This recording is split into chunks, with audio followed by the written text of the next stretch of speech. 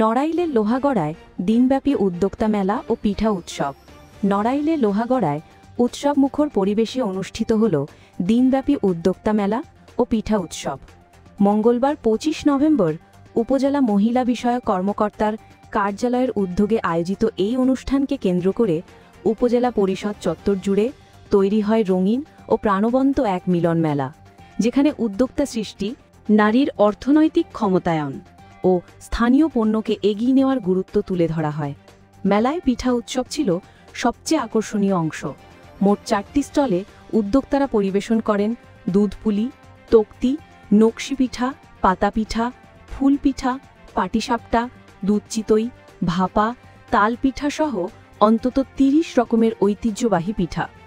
পাশাপাশি ছিল আচার, পায়েস, হাতে তৈরি পোশাক, রূপচর্চার পণ্যসহ বিভিন্ন হস্তনির্মিত সামগ্রী। লোহাগড়ার উপজেলা মহিলা বিষয়ক কর্মকর্তা শিরিনা খাতুন জানান, এই ধরনের আয়োজন নতুন উদ্যোক্তা তৈরিতে গুরুত্বপূর্ণ ভূমিকা রাখবে এবং নারীদের আত্মকর্মসংস্থানে উৎসাহিত করবে। দিনভর বিভিন্ন এলাকা থেকে আসা ভোজন রসিকেরা স্টল ঘুরে ঘুরে পিঠার স্বাদ নেন এবং আয়োজকদের প্রশংসায় ভরিয়ে দেন।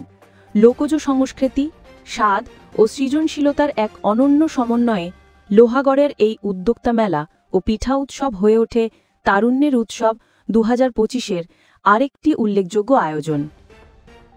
বাংলাদেশের যে পিঠাগুলো বিলুপ্তির পথে, আমাদের যারা জেনারেশন যারা আছে, ছোট নমনীরা, তারা কিন্তু এই পিঠাগুলো চিনে না।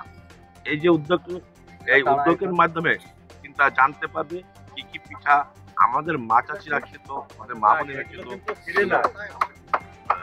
সেগুলো আর কি জানতে পারবে।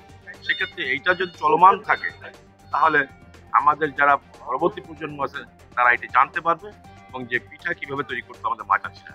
এটাই আমাদের গ্রাম্য ঐতিহ্য। এই ঐতিহ্যকে লোহাগড়া উপজেলা মহিলা বিষয়ক পিঠা উৎসব হচ্ছে। উৎসবে এসে আমরা পিঠা খাচ্ছি, সাধারণত খাওয়া হয় না, তো আমরা এই উৎসবে এসে পিঠা খাচ্ছি। মহিলা বিষয়ক কর্মকর্তাকে